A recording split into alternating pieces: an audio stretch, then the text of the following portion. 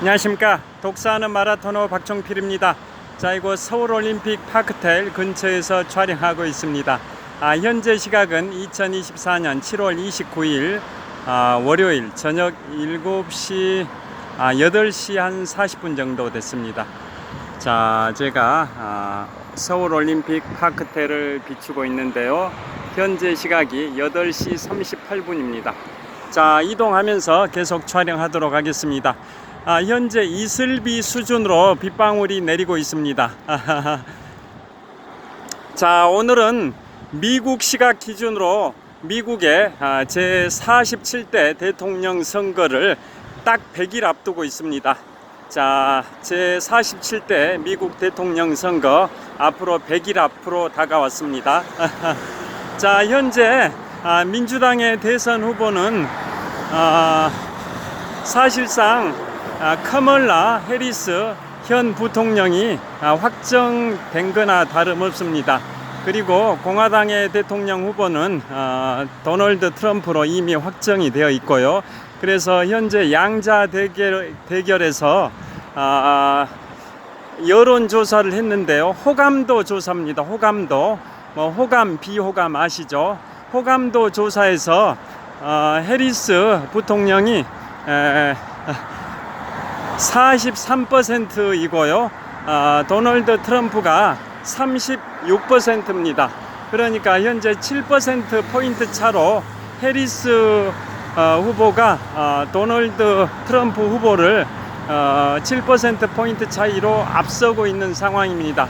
그런데 모든 것은 실제 투표장에 가서 결과가 어떻게 나올지는 누구도 예측하기 어렵습니다만은 현재는 과거에 조 바이든 대통령께서 현직 대통령으로서는 56년 만에 재선 출마를 포기하신 게 약 한 일주일쯤 전인데요.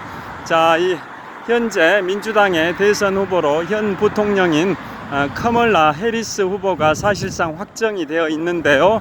자, 그 해리스 후보와 트럼프 후보 간의 지지율 격차가, 호감도 격차가 해리스가 43%, 트럼프가 36%로 7%포인트 차이로 해리스가 트럼프를 앞서고 있는 상황이어서 민주당 입장에서는 굉장히 고무적일 수밖에 없는 상황인데요. 그래서 미국 시각 기준으로 현재 정확하게 앞으로 100일 후에 미국의 제47대 대통령 선거가 있습니다. 그게 바로 2024년 11월 5일 화요일에 미국의 47대 대통령 선거를 하는데요. 그 관련해서 제가 미국의 대통령 선거 제도를 간단히 말씀드리도록 하겠습니다. 우리나라는 직선제 방식으로 국민이 직접 대통령 선거를 하는 반면에 미국은 간접 선거 방식으로 국민들은 선거인단을 선출하고 그 선거인단이 대통령을 뽑는 간접 선거 방식이라는 것은 다 아실 겁니다. 그래서 그 선거인단 그 숫자가 각 주마다 배정이 되어 있는데요. 자, 그 선거인단 숫자는 총 538명입니다. 그 과반수인 270명 이상을 확보하면 미국의 대통령에 당선이 되는 구조인데요. 그래서 각 주마다 선거인단이 배정이 되어 있죠. 자, 그러면 그 선거인단 숫자는 어떤 숫자와 동일하냐면 미국 연방 상원 의원과 하원 의원을 합한 숫자가 바로 선거인단 수와 동일합니다. 자, 미국의 연방 상원 의원은 임기가 6년이고 각 주마다 2명씩 뽑습니다. 그래서 미국의 50개 주 주마다 2명씩이니까 미국의 연방 상원 의원은 총 100명이고요. 그에 반해서 연방 하원 의원은 주마다 인구수에 비례해 가지고 차등화되어 있습니다. 인구수가 가장 많은 캘리포니아 주는 인구가 3,900만 명 정도 되는데요. 그래서 연방 하원 의원을 무려 52명을 뽑습니다. 그에 반해서 인구수가 가장 적은 주는 와이오밍 주인데요. 인구수가 하나의 주인데도 불구하고 와이오밍 주는 인구가 59만 명밖에 안 됩니다. 그래서 연방 하원 의원을 한 명밖에 안 뽑습니다. 자, 그리고 인구수 적은 주들이 몇 군데 있는데요. 인구수가 100만 명이 안 되는 주가 총 5곳이 있습니다. 그래서 50개 주 중에 인구수가 100만 명도 안 되는 그러한 미니 인구수 주를 간단히 말씀드리면, 가장 인구수가 적은 주가 와이오밍 주로 인구가 59만 명 정도, 그 다음이 버몬트 주로 인구가 63만 명 정도, 그 다음이 알래스카 주가 인구가 74만 명 정도, 그 다음에 노스 다코타 주가 76만 명 정도, 사우스 다코타 주가 86만 명 정도, 그 다음에 조 바이든 대통령의 정치적 고향인 델라웨어 주가 94만 명 정도 이상 5개 주는 인구가 100만 명이 안 됩니다. 그래서 연방 하원 의원 배정 숫자가 한 명밖에 안 되는 거죠. 그래서 인구수가 가장 많은 캘리포니아주 3,900만 명 정도 인구의 캘리포니아주는 연방 하원 의원이 52명, 연방 상원 의원은 2명, 그래서 합하면은 54명이 됩니다. 그게 바로 캘리포니아주에 배정된 대통령 선거인단 수와 동일합니다. 그리고 인구가 아까 가장 작은 주인 와이오밍주 인구가 59만 명밖에 안 되는데요. 그래서 연방 하원 의원 숫자는 1명, 연방 상원 의원 숫자는 2명, 그래서 합하면 3명이죠. 그 3명이 바로 와이오밍주에 배정된 대통령 선거인단 숫자와 동일합니다. 그래서 결론은 연방 상원 의원 총 100명, 연방 하원 의원 총 438명, 합하면 538명인데요. 그 538명이라는 숫자가 대통령 선거인단 숫자와 동일합니다. 자, 그래서 50개 주는 그렇게 계산이 되고요. 그 다음에 50개 주 어느 주에도 속하지 않는 미국의 수도 워싱턴 DC는 연방 상원 의원은 배정되어 있지 않고 연방 하원 의원만 3명이 배정이 되어 있습니다. 그래서 원래 50개 주의 연방 하원 의원은 총 435명인데 수도 워싱턴 DC에 배정된 연방 하원 의원 3명 합해가지고 총 연방 하원 의원은 438명이고요. 연방 상원 의원은 100명. 그래서 연방 상원 의원과 연방 하원 의원을 다 합하면 총 538명. 이 숫자가 대통령 선거인단 수와 동일합니다. 자, 이곳 올림픽공원의 정문 평화의 문입니다. 자, 지금부터 36년 전 1988년 제24회 서울올림픽 대회를 개최하기 위하여 조성된 올림픽공원의 정문 평화의 문입니다. 평화의 문의 조명이 굉장히 화려합니다. 그리고 이곳 올림픽공원은 국민체육진흥공단에서 관리를 하는데요. 그 다음에 저기에 올림픽 회관도 보이시죠? 저기 보이시는 올림픽 회관에 국민체육진흥공단, 대한체육회 등 체육 유관 단체들이 입주해 있습니다. 자, 그래서 이곳 올림픽공원은 국민체육진흥공단에서 관리하는데요. 지금처럼 여름에는 이곳 평화의 문 그 바로 아래에다 풀장, 물놀이를 할 수 있는 풀장을 조성을 하고요. 또 겨울철에는 아이스 스케이트장, 즉 빙상장을 조성합니다. 즉 국민체육진흥공단에서 우리 시민들의 편의를 위해서 지금처럼 여름철에는 물놀이장, 풀장을 설치하고 겨울에는 아이스 스케이트장, 즉 빙상장을 설치합니다. 자, 국민체육진흥공단에서 관리하는 올림픽공원의 평화의 문 앞에 아랫부분에 그렇게 설치하고 있습니다. 자, 그 다음에 반대 방향 롯데월드타워 방향을 비춰보겠습니다. 123층 555m 높이 기준 세계 5위 규모 OECD 국가 38개 회원국 중에서는 가장 높은 빌딩 롯데월드타워입니다. 자, 이동하면서 촬영하겠습니다. 자, 그래서 이제 신호등 곧 신호가 바뀔 것 같아서 신호를 대기하도록 하겠습니다. 자, 올림픽공원의 정문 평화의 문을 다시 한번 보여드리겠습니다. 자, 올림픽공원의 정문 평화의 문입니다. 자, 36년 전 1988년 제24회 서울올림픽대회를 개최하기 위해서 이곳 올림픽공원, 서울시 송파구 방이동의 올림픽공원을 조성했고요. 또 이곳에서 서쪽으로 약 5km 지점에 잠실 종합운동장이 있습니다. 그곳은 서울시 송파구 잠실동인데요. 이곳에서 서쪽으로 약 5km 지점에 있는 잠실 종합운동장과 그 다음에 이곳 서울시 송파구 방이동의 올림픽공원, 이 두 곳이 바로 36년 전 1988년 제24회 서울올림픽대회를 개최하기 위하여 조성된 공간입니다. 이 두 공간 안에 각종 경기장이 설치되어 있고요. 그 공간에서 36년 전에 제24회 서울올림픽대회를 개최했고, 우리가 올림픽 참가 역사상 최고의 성적인 종합 4위를 했었던 88 서울올림픽 대회입니다.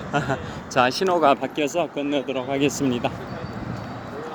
자, 그래서 미국의 대통령 선거인단 숫자 총 538명은 미국의 연방 상원 의원 숫자와 연방 하원 의원 숫자와 동일한 538명이라고 말씀을 드렸고요.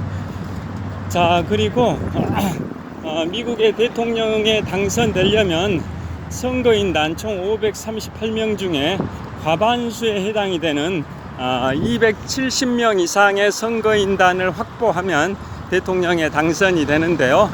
자, 선거인단이 많이 배정되어 있는 주들이 있죠. 그게 이른바 12개 주입니다. 12개 주. 그 12개 주를 다 싹쓸이하면 과반수가 됩니다.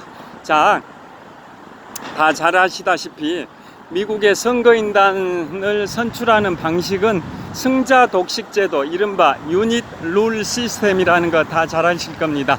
자, 그래서 예를 들면 캘리포니아주가 대통령 선거인단이 가장 많이 배정된 54명의 선거인단이 배정이 되어 있는데요.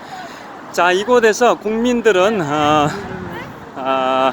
선거인단을 선출하고 그 선출된 선거인단이 대통령을 뽑는 간접선거 방식의 미국 대통령 선거인데요. 자, 예를 들어서 캘리포니아에 배정된 선거인단 54명은 어떤 식으로 가져가게 되냐면, 어떤 선거인단에 출마한 그 후보가 자신은 도널드 트럼프를 지지한다. 또 반대로 어떤 사람은 커멀라 해리스를 지지한다. 이렇게 선언하면서 선거인단에 입후보했을 경우에 국민들이 이제 민주당을 지지하는 선거인단을 뽑냐, 아니면은 공화당을 지지하는 선거인단을 뽑냐, 이런 식으로 캘리포니아 주의 그 유권자들의 그 표심이 갈리게 되죠. 그래서 결과적으로 집계했을 때 한 표라도 더 많이 지지받는 그 당이 그 캘리포니아 주에 배정된 선거인단을 다 싹쓸이하는 이른바 승자 독식 제도, 유닛 룰 시스템이라는 거 다 잘 아실 겁니다. 자, 캘리포니아에 무려 50개 주 중에 가장 선거인단이 많이 배정된 캘리포니아에는 54명의 대통령 선거인단이 배정이 되어 있는데요. 그 캘리포니아에서 한 표라도 상대당보다 표를 더 많이 받았다. 공화당하고 민주당의 양자 대결 구도이지 않습니까? 그 한 표라도, 예를 들어 캘리포니아는 민주당이 강세 지역입니다. 캘리포니아에서 민주당이 공화당에 비해서 한 표라도 유권자의 표를 더 많이 받았다면은 그 캘리포니아에 배정된 선거인단 54명을 다 싹쓸이 가는 구조입니다. 어떻게 보면 좀 불합리하기도 한데 연방제도 특성상 그렇게 정해놨습니다. 예를 들어서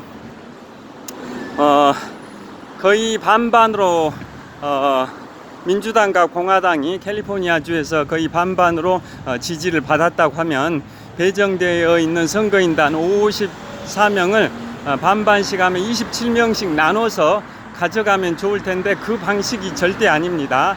한 표라도 상대당보다 표를 더 많이 받았다면 캘리포니아 주에 배정된 선거인단 54명을 다 싹쓸이, 그걸 승자 독식 제도, 영어로는 유닛 룰 시스템이라고 합니다.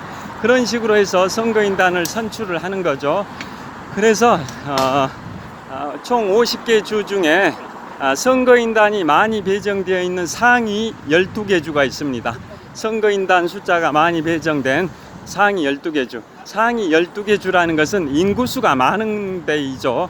왜냐하면 연방 상원 의원 숫자와 연방 하원 의원 숫자를 합한 게 선거인단 수와 동일하다고 말씀드렸는데요. 연방 상원 의원 숫자는 주마다 50개 주 각 주마다 2명씩 획일적으로 딱 정해져 있지만 연방 하원 의원 숫자는 인구수에 비례해서 뽑는다고 말씀드렸지 않습니까? 그래서 결국은 선거인단 숫자가 많이 배정된 상위 12개 주는 결국은 하원 의원 숫자가 많이 배정된 숫자나 다름없는 말이지 않습니까? 그래서 연방 하원 의원은 인구수에 비례해서 선출하기 때문에 결국은 대통령 선거인단이 많이 배정되어 있는 상위 12개 주는 인구수가 많은 상위 주다라고 생각하시면 됩니다. 자, 그래서 그 12개 주를 좀 소개해드리면 먼저 캘리포니아주 선거인단 숫자가 무려 54명입니다. 그 다음에 텍사스주 선거인단 숫자가 무려 38명입니다. 그 다음에 플로리다주 선거인단 숫자가 무려 32명입니다. 그 다음에 뉴욕주 선거인단 숫자가 26명입니다. 그 다음에 뉴저지주, 그 다음에 펜실베이니아주, 그 다음에 버지니아주, 그 다음에 조지아주, 그 다음에 노스캐롤라이나주, 그 다음에 오데오 주변으로 일리노이주, 그 다음에 오하이오주, 그 다음에 미시간주입니다. 이상 12개 주입니다. 다시 말씀드립니다. 선거인단 수가 가장 많은 곳은 캘리포니아주, 그 다음에 텍사스주, 그 다음에 플로리다주, 그 다음에 이제 뉴욕주, 뉴저지주, 펜실베이니아주, 버지니아주, 노스캐롤라이나주, 조지아주, 그 다음이 오데오 주변에 오하이오주, 일리노이주, 미시간주입니다. 이상 12개 주에 배정된 선거인단을 모두 싹쓸이했다. 전부 다 그 12개 주, 인구가 많은 상위 12개 주에서 모두 승리를 해버렸다. 승자 독식을 했다. 그럼 그곳 12개 주에 배정된 선거인단 수를 다 싹쓸이 해가게 되는데요. 그 12개 주 선거인단 수를 다 합하면 281명입니다. 그러니까 전체 선거인단 숫자 538명의 과반수인 270명 이상을 확보하게 되는 겁니다. 그런데 이론적으로 그렇다는 말씀이고요. 실제로 인구수가 많은 상위 12개 주를 다 싹쓸이하는 경우는 사실상 불가능에 가까운데요. 자, 여하튼 이론적으로는 그렇습니다. 그리고 공화당 우세 지역인지 또 민주당 우세 지역인지 또 경합주인지 이게 또 관건인데요. 전체적으로 봤을 때는 미국 대륙을 보면 섬 하와이와 알래스카부터 말씀드리면 알래스카는 1959년 1월 초에 미국의 연방 49번째 주로 편입이 됐고요. 하와이주는 1959년 8월 달에 연방 50번째 주로 편입이 됐습니다. 그런데 알래스카주는 인구가 아까 말씀드린 것처럼 한 74만 밖에 안 돼서 연방 하원 의원 숫자 1명, 또 연방 상원 의원 숫자 2명, 합하면 3명, 3명이 알래스카주에 배정된 대통령 선거인단 숫자고요. 반면에 하와이는 인구가 142만 정도 됩니다. 142만 하와이주는. 그래서 그곳에 배정된 선거인단 수는 연방 하원 의원 숫자 2명과 연방 상원 의원 숫자 2명을 합한 총 4명이 하와이주에 배정된 대통령 선거인단 수입니다. 자, 그래서 그 2개 주가 1959년에 미국의 연방에 편입이 됐는데요. 자, 잠깐만요. 자, 이거 잠실 석촌호수 동호 근처 삼거리입니다. 자, 그래서 자, 이제 곧 신호가 바뀝니다. 자, 그래서 알래스카하고 하와이주를 어느 당이 더 우세한지를 말씀드리면 알래스카주는 전통적으로 공화당 우세 지역입니다. 반면에 하와이주는 전통적으로 민주당 우세 지역입니다. 자, 알래스카는 공화당 우세 지역, 하와이주는 민주당 우세 지역입니다. 그 다음에 미국 대륙 본토로 가서 미국 대륙 본토는 자, 미국 대륙 본토를 살펴보면 태평양 연안과 미국 북동부 지역은 민주당 강세 지역입니다. 태평양 연안, 그 다음에 미국 북동부 지역은 민주당 강세 지역입니다. 그 나머지 지역들은, 그러니까 미국 남부 지역이나 중부 지역 이런 데는 다 공화당 강세 지역들입니다. 그리고 이제 경합 벨트가 있죠. 경합 지역. 경합 지역들은 몇 군데 있긴 한데요. 요즘 이제 부각되고 있는 데가 러스트 벨트라고 합니다. 러스트 벨트. 러스트가 영어로 RUST, 녹슬었다 이런 뜻이죠. 과거에 제조업이 번창하던 그런 시절, 예를 들어 펜실베이니아주의 서쪽 끝에 있는 피츠버그 이런 데는 철강 산업 도시였는데요. 제조업들이 번창하던 시절에는 잘 나갔었는데 수십 년 전부터 이제 제조업이 좀 쇠락하다 보니까 그곳에 번성하던 그 제조업 시설들이 이제 가동이 줄어들어 가지고 녹슬었다, 그런 의미에서 산업 시대에 번창했던 그런 제조업 시설들이 지금은 쇠락해서 녹슬어 있다, 공업이 쇠퇴해 있다, 그런 도시들을 이른바 녹슬었다라는 의미를 담고 있는 RUST, 러스트 벨트라고 하는데요. 그런 데가 펜실베이니아주, 그 다음에 오하이오주, 또 미시간주 몇 군데 주가 있습니다. 이런 데 주들은 러스트 벨트라 해가지고 백인 노동자들이 이제 힘들어하는 그러한 지역이어서 그런 데는 공화당과 민주당이 좀 박빙의 승부를 하고 있는 상황인데요. 여하튼 50개 주 전체적으로 봤을 때는 태평양 연안에 있는 캘리포니아주나 오리건주, 또 워싱턴주 뭐 이런 데는 민주당 강세 지역이고, 또 미국 북동부 지역의 뉴욕주, 또 뉴저지주, 펜실베이니아주, 메사추세츠주 뭐 이런 데도 민주당 강세 지역이고요. 또 오데호 주변에 그런 주들도 민주당 강세 지역 주들이 더 있습니다. 반면에 그런 지역을 제외한 미국 중부, 그 다음에 남부 지역 이런 데는 공화당 강세 지역입니다. 대표적으로 공화당 강세 지역은 텍사스주죠. 선거인단이 38명 배정되어 있는 텍사스주, 그 다음에 플로리다주도 좀 민주당 강세 성향이 있고요. 플로리다주가 대통령 선거인단이 32명이 배정되어 있습니다. 반면에 인구가 가장 많아서 선거인단이 가장 많이 배정된 캘리포니아주, 54명의 선거인단이 배정된 캘리포니아주는 민주당 강세 지역이고, 또 동쪽 끝에 뉴욕주는 선거인단이 26명이 배정되어 있는데 민주당 강세 지역입니다.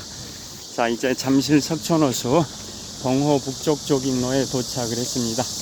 제가 이곳에서 2002년 3월 1일부터 오늘 2024년 7월 29일까지 22년 5개월 가까이 마라톤 훈련을 해오고 있는 공간인데요. 이곳 잠실 석촌호수 동호 북쪽 조깅로입니다. 저를 한번 비춰보도록 하겠습니다. 자, 이곳은 잠실 석촌호수 동호 북쪽 조깅로입니다. 이곳에서 제가 2002년 3월 1일부터 오늘 2024년 7월 29일까지 무려 22년 5개월 가까이 마라톤 훈련을 해왔고요. 마라톤 풀코스 42.19km를 101회 완주하는데 훈련장 역할을 해온 잠실 석촌호수입니다.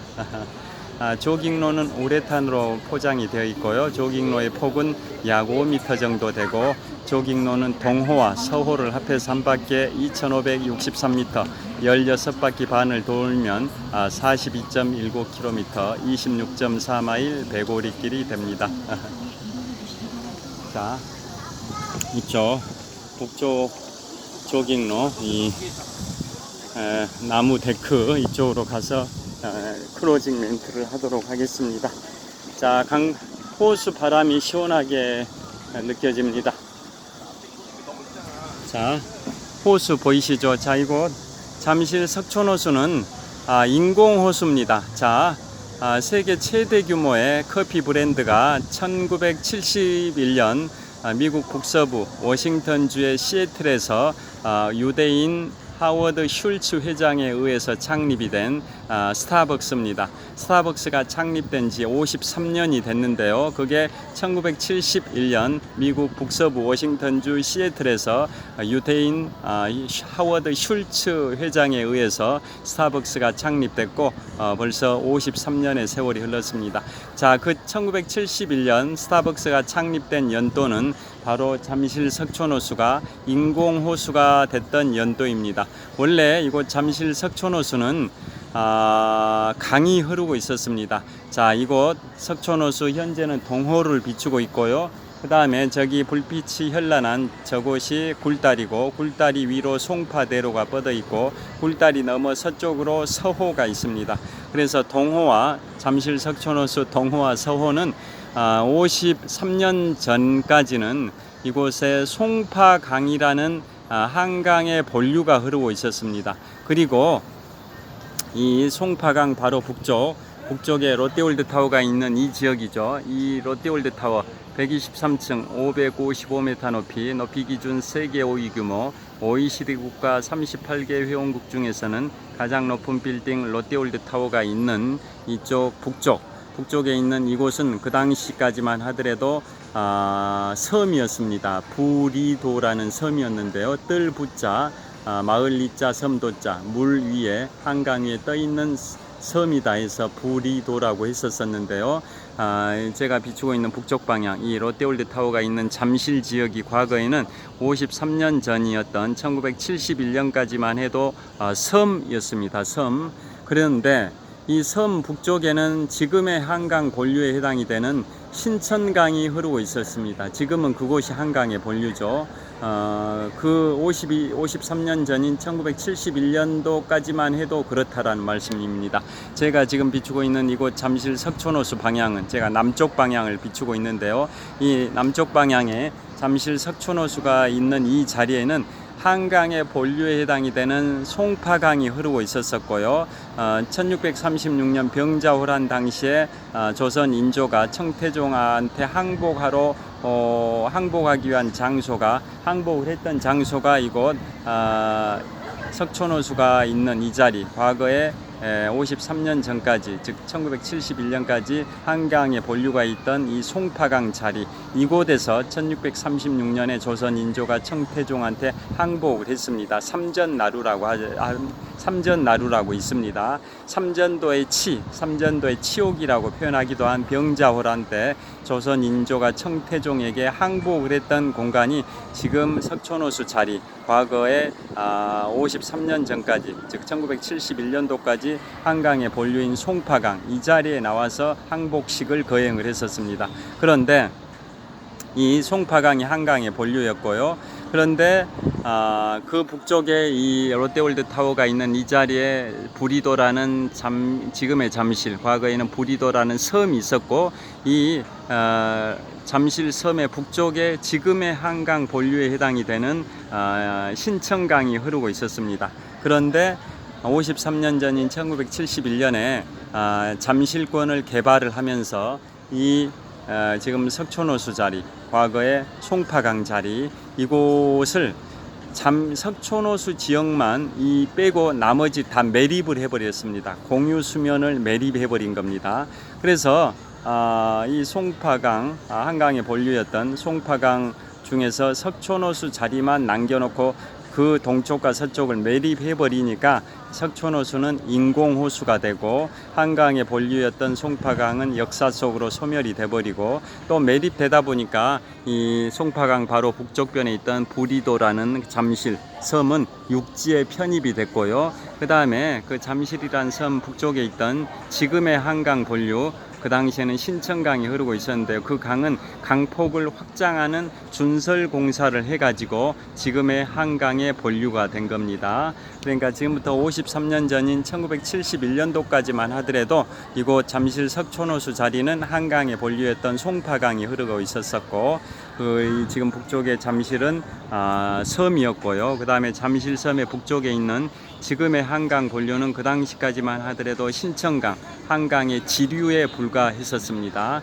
그래서 제가 잠실 석촌호수의 역사를 간단히 말씀드렸는데요. 이 석촌호수가 인공호수가 된 게 지금부터 53년 전인 1971년도고, 그것은 지금 세계 최대 규모의 커피 브랜드 스타벅스가 미국 북서 워싱턴주 시애틀에 창립됐던 연도와 동일합니다. 그러니까 잠실 석촌호수의 역사와 세계적인 커피 브랜드 스타벅스의 역사가 동일합니다. 시작점이 바로 since 197 하나입니다. since 197 하나, 1971년, 즉 지금부터 53년 전에 잠실 석촌호수가 시작이 됐고 스타벅스도 시작을 했습니다. 여하튼 여기서 마무리를 하겠는데요. 자, 그래서 미국의 대통령 선거인단이 많이 배정되어 있는 상위 12개 주, 아까 말씀드렸죠. 캘리포니아주, 텍사스주, 플로리다주, 그 다음에 뉴욕주, 뉴저지주, 펜실베이니아주, 또 버지니아주, 조지아주, 노스캐롤라이나주, 오데오 주변의 일리노이주, 오하이오주, 미시간주, 이 12개 주를 다 싹쓸이 승자 독식을 하게 되면 총 281명의 선거인단을 확보해 가지고 전체 선거인단 538명의 과반수에 해당이 되는 270명 이상을 확보한 셈이 돼서 미국의 대통령에 당선이 되는데요. 이론적으로 그렇다라는 말씀이고, 다 민주당 강세 지역 또 공화당 강세 지역 경합 지역이 있다 보니까 이론과는 달리 상위 12개 주를 다 싹쓸이 할 수는 없는 거죠. 자, 그 다음에 그래서 앞으로 미국 시각 기준으로 미국 뉴욕 시각이 우리 한국 서울보다 시간이 14시간 정도가 늦는데요. 이제 미국 기준으로는 2024년 이 시간, 현재 기준 서울을 보겠습니다. 현재 서울 시각이 9시 10분입니다. 현재 서울 시각이 2024년 7월 29일 월요일 저녁 9시 10분인데요. 미국 뉴욕을 기준으로 미국은 시간대가 5개의 시간대가 있죠. 그래서 가장 동부 끝에 있는 뉴욕을 기준으로는 서울보다 14시간이 늦습니다. 뉴욕이 서울보다 14시간이 늦기 때문에 지금 서울은 9시 10분이면 21시 10분이니까 14를 빼게 되면 21에서 14를 빼게 되면 7이죠. 7. 20일에 서울 21시 10분에서 14를 빼면 7이 남게 되죠. 7. 그렇습니다. 그래서 미국은 뉴욕 시각이 2024년 7월 29일 월요일 아침 7시 10분일 겁니다. 자, 그래서 미국 뉴욕 기준으로 이제 미국의 대통령 선거가 정확하게 100일 남았습니다. 그래서 지금 시점에서 민주당의 사실상 대통령 후보로 확정되다시피 한 커멀라 해리스 현 부통령과 공화당의 대선 후보로 이미 확정되어 있는 제46대 대통령 45대 대통령 도널드 트럼프의 호감도 차이가 커멀라 해리스가 43%, 도널드 트럼프가 36%니까 해리스가 트럼프를 7%포인트 차이로 호감도가 앞서고 있는 것 같습니다. 이제 본격적으로 앞으로 100일 동안 선거운동 레이스를 펼치게 되면 해리스 후보가 더 앞설 수도 있는데요. 여하튼 박빙의 승부가 될 것 같습니다. 자, 그리고 미국의 헌정 역사가 1789년 초대 대통령 조지 워싱턴부터 현재 2024년 제46대 미국 대통령 조 바이든까지 235년의 헌정 역사를 갖고 있는데요. 그 중에